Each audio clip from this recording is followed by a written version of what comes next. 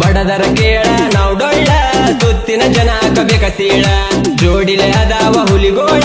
ನೋಡಿ ಉರಿಬೇಕ ವೈರಿಗಳ ಅಣಿ ಮೇಲ ಹಚ್ಚಿ ಬಂಡಾರ ಡೊಳ್ಳ ನಾವ ಬಡದರ ಕೈಲಾಸದ ಶಿವ ದೇವರ ಭೂಮಿಗೆ ದರ ಇಳಿದ ಬಂದರ ಕುರುಬರ ಕುಲದ ದೇವರ